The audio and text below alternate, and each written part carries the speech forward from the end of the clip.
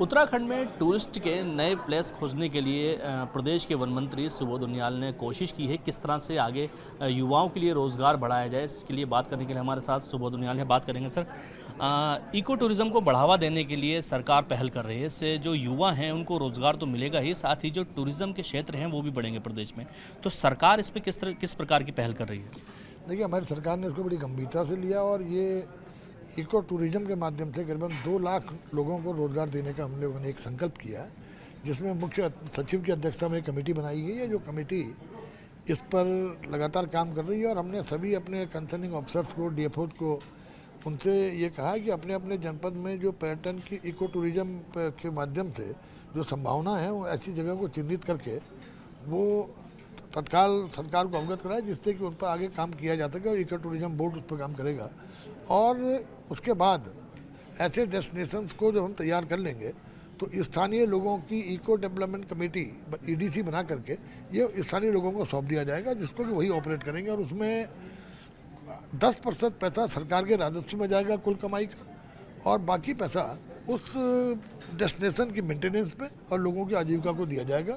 तो इसमें 2 लाख लोगों को रोज़गार देने का हमारा संकल्प है और इस पर हम आगे बढ़ रहे हैं। सर, जैव विविधता से किस प्रकार का जो है रोज़गार डेवलप हो सकता है टूरिज़्म के माध्यम से? क्योंकि प्रदेश में कई जगह पर जो है पार्क खोले गए हैं, तितली पार्क या और प्रकार के, तो इस प्रकार की और भी योजनाएं सरकार बना रही है। देखो, जैव विविधता टूरिज़्म से कम जुड़ी है।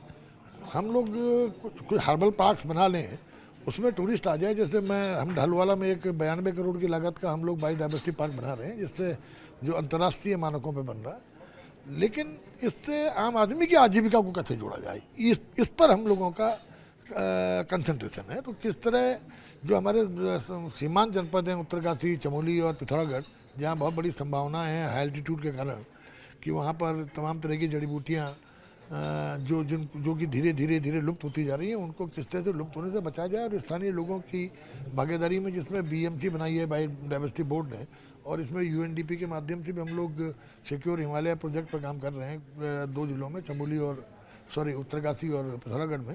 लेकिन कुल बाकी तमाम अन्य योजनाओं के माध्यम से और बायोडायवर्सिटी बोर्ड में भी अब हम लोगों ने हर्बल मिशन प्रारंभ किया है। तो इन सब के माध्यम से एक तो हमारे यहाँ फार्मा सेक्टर बहुत आगे है और तमाम तरह की, आपने देखा कि हमारे राज्य में अगर आप फार्मा की बात करेंगे तो हमारा राज्य देश के दूसरे तीसरे स्थानों में हमारे राज्य का स्थान है, जहाँ पे मैक्सिमम फार्मा इंडस्ट्रीज हैं। तो उनको जो रॉ की आवश्यकता है, वो रॉ अगर हम यहाँ पर उतना ही रॉ भी उपलब्ध कर दें तो मैं समझता हूँ हज़ारों लोगों की आजीविका पर इसका असर पड़ेगा। और इसके लिए हम लोग काम कर रहे हैं कि किस तरह हम बीएमसीज के माध्यम से जड़ी बूटी की खेती को महत्व दें, और जड़ी बूटी की खेती को जब स्थानीय लोगों की आजीविका से जुड़ेगा, क्योंकि हमारा स्पष्ट मानना है कि बिना कम्युनिटी को इन्वॉल्व किए, यानी कि जन सहभागिता के, आप किसी लड़ाई को जीत नहीं सकते। तो जन सहभागिता के माध्यम से किस तरह हर्बल सेक्टर में हम लोग इस सेक्टर को आगे बढ़ा करके जो संभावनाएं हमारे राज्य में, उन संभावनाओं को धरातल पर लाने का काम करें, इसको लेकर के। और जो मैंने आपसे कहा, इको टूरिज़्म के माध्यम से साथ ही साथ वनाग्नि प्रबंधन के लिए और जो हमारा वाइल्ड लाइफ ह्यूमन कॉन्फ्लिक्ट है, इसको रोकने के लिए हम लोगों ने तमाम नए प्रयास किए हैं कि जिनके माध्यम से मैं समझता हूँ आने वाले वर्षों में आम आदमी का जुड़ाव, उसका जो अटैचमेंट टूट गया था फॉरेस्ट से, उसको हम फिर दोबारा जोड़ने में सफल होंगे और वन भी सुरक्षित रहेगा। हम राज्य के लोग वनवासी हैं, वो भी, उनकी आजीविका भी सुरक्षित होगी और तो पर्यटन की संभावनाएं और बढ़ेगी। हमारे साथ बात करने के लिए सुबोध उनियाल जी थे, जिनका साफ तौर पर कहना है कि आने वाले समय में प्रदेश के 2 लाख से ज़्यादा युवाओं को रोज़गार देने के लिए नए प्रयास किए जा रहे हैं। Danish Khan, ABP live, Dehradun.